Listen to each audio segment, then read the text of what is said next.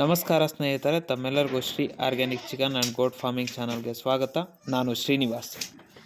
ಈ ದಿನ ತಾವು ಈ ವಿಡಿಯೋದಲ್ಲಿ ಏನು ಗಮನಿಸ್ತಾ ಇದ್ದೀರಾ, ಇದು ಪ್ರಮುಖವಾಗಿ ನಾವು ಪ್ರತಿದಿನ ರೊಟೀನ್ ಆಗಿ ಮಾಡುವಂಥ ಕೆಲಸ ಆಗಿರುತ್ತದೆ.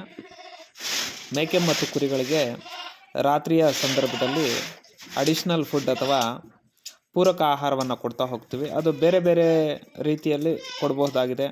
ಕೆಲವರು ಈ ಶೇಂಗಾ ಚಕ್ಕೆ ಅಥವಾ ಇನ್ನು ಹುರುಳಿ ಆಗಿರ್ಬೋದು, ಈ ರೀತಿ ಬೇರೆ ಬೇರೆ ಆಹಾರಗಳನ್ನು ಕೊಡ್ತಾರೆ.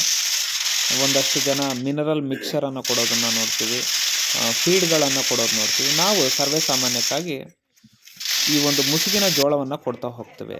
ಚೆನ್ನಾಗಿ ಮೈ ಕಟ್ಟಲಿ, ಮಾಂಸದ ಇಳುವರಿ ಹೆಚ್ಚಾಗಲಿ, ಮತ್ತು ಸಾಂಪ್ರದಾಯಿಕ ಕೃಷಿ ಅಥವಾ ಮೇಕೆ ಸಾಕಾಣಿಕಾ ವ್ಯವಸ್ಥೆ ಬಯಲನ್ನು ಅವಲಂಬಿಸಿರೋದ್ರಿಂದ, ಇನ್ನೇನು ಚಳಿಗಾಲ ಮುಗಿತಾ ಇದೆ, ಬೇಸಿಗೆ ಬರುವಂಥ ಸಂದರ್ಭ ಆಗಿರೋದ್ರಿಂದ ಹೊರಗಡೆ ಸೂಕ್ತವಾದಂತಹ ಮೇವು ದೊರೆಯೋದಿಲ್ಲ.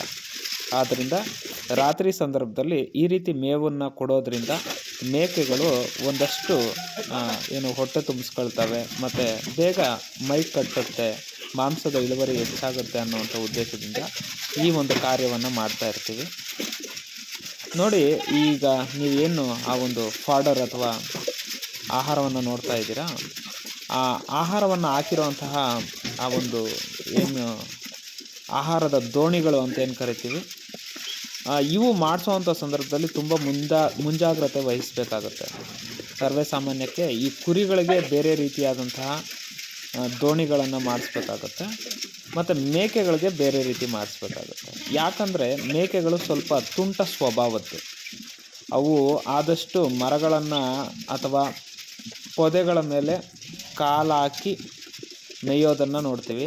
ಆದ್ದರಿಂದ ಇವುಗಳಿಗೆ ನೋಡಿ, ನಾನು ಈ ವಿಡಿಯೋದಲ್ಲಿ ತಾವು ಗಮನಿಸ್ತಾ ಇರ್ಬೋದು, ಹೆಚ್ಚು ಈ ಒಂದು ಕಂಬಿಗಳನ್ನು ಹಾಕಿಸಿ ಮಾಡಿಸಿದ್ದೀನಿ. ಮತ್ತು ಇವು ಒಳಗಡೆ ಬಂದು ಹಿಕ್ಕೆ ಇಡೋದಾಗಲಿ, ಗಂಜರ ಹಾಕೋದಾಗಲಿ, ಈ ಥರ ಎಲ್ಲ ಕಾರ್ಯಗಳನ್ನು ಮಾಡ್ತಾ ಇರ್ತವೆ. ಆದ್ದರಿಂದ ಆದಷ್ಟು ನಾವು ಈ ರೀತಿಯಾಗಿ ಮೇಕೆಗಳಿಗೆ ಸ್ವಲ್ಪ ಭದ್ರತೆಯನ್ನು ಹೆಚ್ಚಾಗಿ ಮಾಡಿಸೋದ್ರಿಂದ ಅವು ಒಳಗಡೆಗೆ ಹೋಗದೇ ಇರೋದು ಮತ್ತು ಅದರ ಜೊತೆಗೆ ಯಾವುದೇ ರೀತಿ ಇಕ್ಕೆ ಅಥವಾ ಗಂಜರವನ್ನು ಹಾಕದೇ ಇರೋದಕ್ಕೆ ನಾವು ರಕ್ಷಣೆ ಮಾಡ್ದಂಗೆ ಆಗುತ್ತೆ. ಅದಷ್ಟೇ ಅಲ್ಲದೆ ಈ ಕುರಿಗಳಿಗೆ ಇಷ್ಟೆಲ್ಲ ಭದ್ರತೆಯನ್ನು ಮಾಡಿಸುವಂಥ ಅವಶ್ಯಕತೆ ಇರೋದಿಲ್ಲ. ಕಾರಣ ಇಷ್ಟೇ, ಅವು ಜಾಸ್ತಿ ತುಂಟ ಸ್ವಭಾವದ್ದು ಆಗಿರೋದಿಲ್ಲ.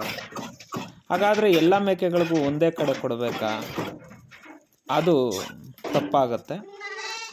ಮೇಕೆಗಳು ಈಗ ದೊಡ್ಡ ಮೇಕೆಗಳಿಗೆ ಒಂದು ಕಡೆ ಆಹಾರ ಕೊಡಬೇಕಾಗತ್ತೆ, ಮತ್ತು ಸಣ್ಣ ಮರಿಗಳನ್ನು ಬೇರೆ ಕಡೆ ಇಡಬೇಕಾಗತ್ತೆ. ಮತ್ತು ಮಧ್ಯಮ ವಯಸ್ಸಿನ ಅಥವಾ ಈ ಒಂದು ಸಣ್ಣ ಮೇಕೆಗಳಿಗಿಂತ ಇನ್ನು ಸ್ವಲ್ಪ ದೊಡ್ಡ ಮೇಕೆಗಳೇನಿರ್ತವೆ ಅವುಗಳಿಗೆ ಸಪ್ರೇಟಾಗಿ ನಾವು ಆಹಾರವನ್ನು ನೀಡಬೇಕಾಗತ್ತೆ. ಈ ಥರ ಎಲ್ಲ ಮಾಡೋದ್ರಿಂದ ನಾವೇನು ಮಾಡಬೇಕಾಗತ್ತೆ, ಉತ್ತಮವಾದಂತಹ ಒಂದು ಜಾಗಗಳನ್ನು ಗುರುತಿಸಿ ಅವುಗಳಿಗೆ ವಿಶೇಷವಾದಂತಹ ವ್ಯವಸ್ಥೆಯನ್ನು ಒದಗಿಸ್ಕೊಟ್ಟು ಆಹಾರವನ್ನು ಕೊಡೋದ್ರಿಂದ ನಾವು ನಮ್ಮ ಮೇಕೆಗಳನ್ನು ಬೇಗ ಕೊಬ್ಬುವಂತೆ ಮಾಡಬಹುದಾಗಿದೆ. ಇದಿಷ್ಟು ಈ ಒಂದು ಇವತ್ತಿನ ಮಾಹಿತಿಯಾಗಿರುತ್ತದೆ. ಈ ಎಲ್ಲ ಮಾಹಿತಿ ತಮಗೆ ಉಪಯುಕ್ತ ಅನಿಸಿರುತ್ತೆ ಅಂತ ಭಾವಿಸ್ತಾ, ಈ ಮಾಹಿತಿ ತಮಗೆ ಉಪಯುಕ್ತ ಅನಿಸಿದ್ದಲ್ಲಿ ನಮ್ಮ Shri organic chicken and goat farming ಚಾನಲನ್ನು ಸಬ್ಸ್ಕ್ರೈಬ್ ಮಾಡಿ, ಅದೇ ರೀತಿ ಲೈಕ್ ಮಾಡಿ, ತಮ್ಮೆಲ್ಲ ಸ್ನೇಹಿತರಿಗೆ ಶೇರ್ ಮಾಡಿ ಅಂತ ಹೇಳ್ತಾ ಇಲ್ಲಿಗೆ ಈ ವಿಡಿಯೋವನ್ನು ಮುಗಿಸ್ತಾ ಇದ್ದೇನೆ. ಧನ್ಯವಾದಗಳು. ನಮಸ್ಕಾರ.